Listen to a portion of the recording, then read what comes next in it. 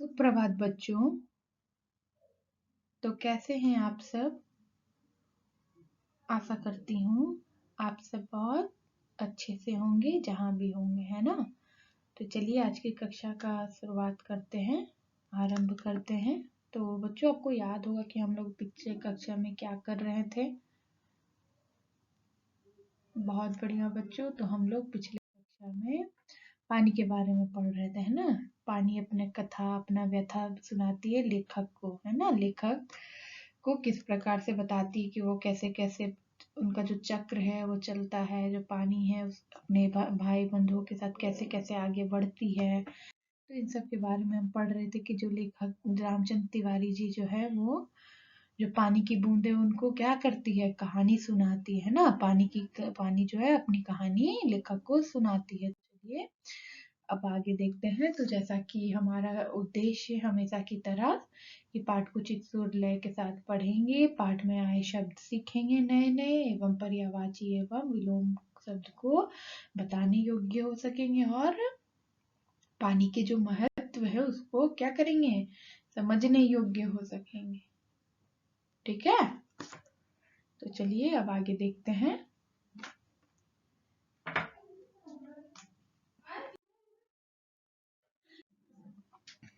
तो मैं पढ़ूंगी, इसके अतिरिक्त आप लोग ध्यान से देखेंगे और फिर मैं आपको इसके जो भी कठिन शब्द होगी उसको आप रेखांकित करिएगा, मैं आपको अर्थ बताऊंगी।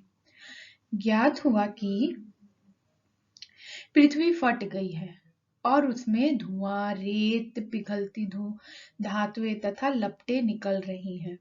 यह दृश्य बड़ा ही शानदार था और इससे देखने की हमें बार बार इच्छा होने लगी। मैं समझ गया तुम ज्वालामुखी की बात कर रही हो। हाँ, तुम लोग उसे ज्वालामुखी कहते हो। अब जब हम ऊपर पहुंचे तो हमें एक और भाप का बड़ा दल मिला। हम गरज कर आपस में मिले और आगे बढ़े। पुरानी सहेली आंधी के भी हमें यह दर्शन हुए। वह हमें पीठ पर लादे कभी इधर ले जाती कभी उधर। वह दिन बड़े आनंद के थे।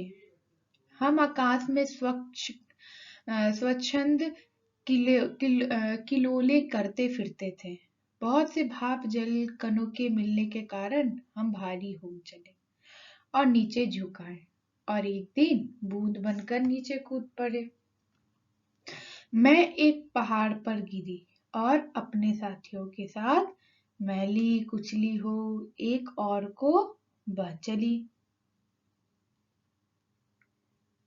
पहाड़ों में एक पत्थर से दूसरे पत्थर पर कूदने और किलकारी मारने में जो आनंद आया वह भूला नहीं जा सकता। हम एक बार बड़ी ऊंची शिखर पर से कूदे और नीचे एक चट्टान पर गिरे। बेचारा पत्थर हमारे प्रहार से टूटकर खंड खंड हो गया। यह जो तुम इतनी रेत देखते हो, पत्थरों को चबा चबा कर हम ही बनाते हैं। जिस समय हम मौज में आते हैं तो कठोर से कठोर वस्तु हमारा प्रहार सह नहीं सकती। तो बच्चों, अब आपको जो भी इसमें कठिन शब्द लग रहा है आप उसको रेखांकित करें ताकि मैं आपको उन सब के शब्दार्थ बताऊं तो आप लिख लें। चलिए जो भी कठिन शब्द बताएं।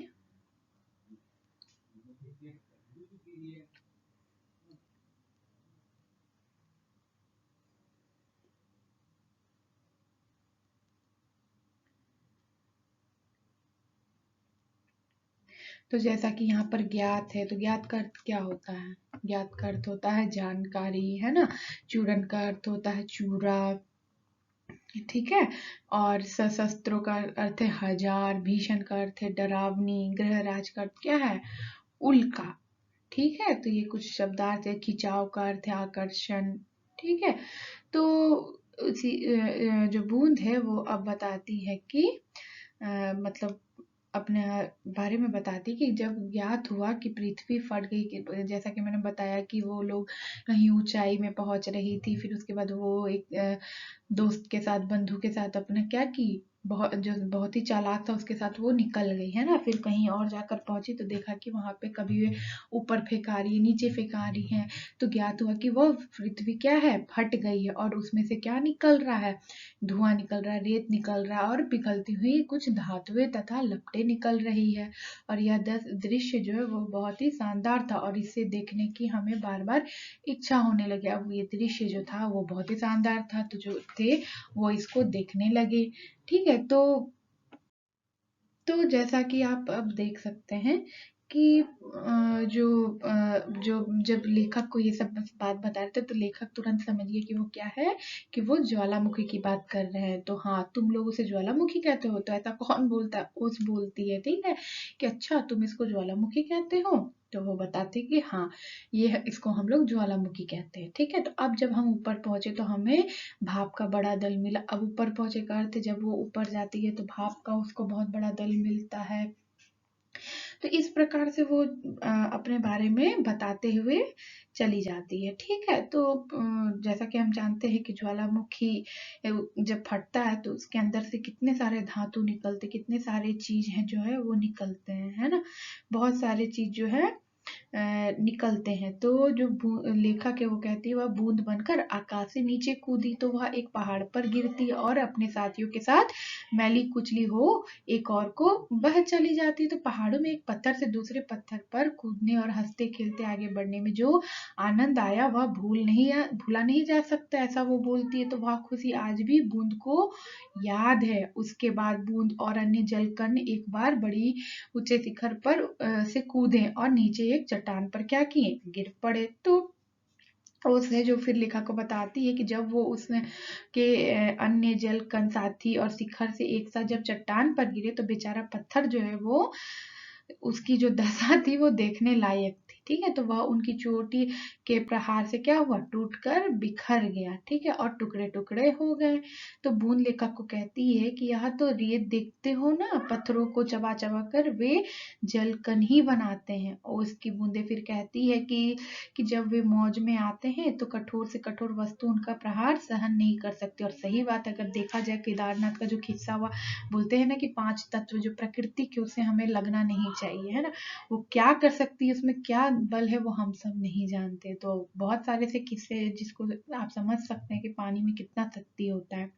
तो चट्टानों को तोड़ तोड़ कर उसे रेत बना देती है और उनकी चोट को कठोर से कठोर वस्तु भी सहन नहीं कर पाते और बूंद मतलब सहन नहीं कर पाते और अपनी विजय से वह उन्मत्त होकर वे लोग क्या करते हैं, इधर उधर बिखर गए। और उसकी बूंद फिर मन कर रहा था कि वह समतल भूमि देखे, इसलिए वह आगे समतल इलाकों में जाने के लिए एक छोटी सी जलधारा में क्या हुआ, मिल गई। ठीक है, अब आगे देखते हैं।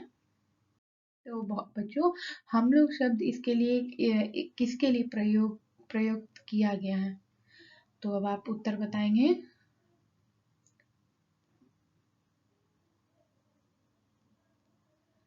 बहुत बढ़िया बच्चों, तो इसका उत्तर क्या होगा, बूंद व उसके भाई बंधुओं के लिए हम लोग का प्रयोग किया गया है यहाँ पर। ठीक है, तो चलिए अब आगे देखते हैं।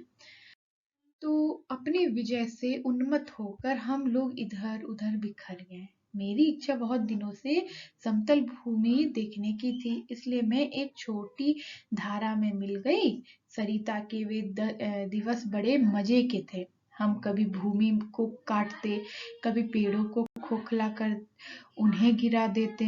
बहुत बहते बहते मैं एक दिन एक नगर के पास पहुंची। मैंने देखा कि नदी के तट पर एक ऊंची मीनार में से कुछ काली काली हवा निकल रही है। मैं उत्सुक हो उसे देखने को क्या बढ़ी कि अपने हाथों दुर्भाग्य को न्योता दिया। ज्यों ही मैं उसके पास पहुंची, अपने और साथियों के साथ एक मोटे नल में खींच ली गई। कई दिनों तक मैं नल नल घूमती फिरी। मैं प्रति क्षण उसमें से निकल भागने की चेष्टा में लगी रहती थी। भाग्य मेरे साथ था। बस एक दिन रात के समय में ऐसे स्थान पर पहुंची जहां नल टूटा हुआ था। मैं तुरंत उसमें होकर निकल भागी और पृथ्वी में समा गई। अंदर ही अंदर घूमते घूमते इस बेर के पेड़ के पास पहुंची। वह रुकी, सूर्य निकल आए थे। बस मैंने कहा, हाँ, मैं अब तुम्हारे पास नहीं ठहर सकती। सूर्य निकल आया है, तुम मुझे रोक कर नहीं रख सकते। वह ओस की बूंद धीरे धीरे घटी और आंखों से ओझल हो गई। तो बच्चों, अब आपको जो भी इसमें कठिन शब्द लग रहा है आप मुझे बताएं, फिर मैं आपको उसका अर्थ बताऊंगी। तो सरिता, सरिता का अर्थ क्या होगा?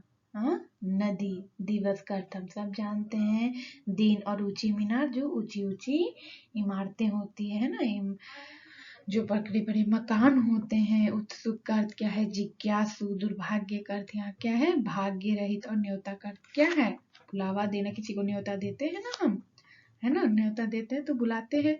तो अब यहाँ पर क्या होता है कि ओस की जो बूंद है ना, लेखक को कहती है कि जब वह नदी में बहकर जा रही थी, वो दिन उसके लिए बहुत ही खुशी के दिन थे। बूंद लेखक को अपनी नदी की, अपनी यात्रा के बारे में बताते हुए कहती है कि वे कभी भूमि को काटते, कभी पेड़ों को खोलकर गिरा देते, बहते बहते एक दिन वह एक बार नगर के पास पहुंची। और जब उसकी बूंद नगर में पहुंची तो उसने देखा कि शहर में एक ऊंची ऊंची इमारतें हैं, जहां से गंदी काली काली हवा निकल रही थी।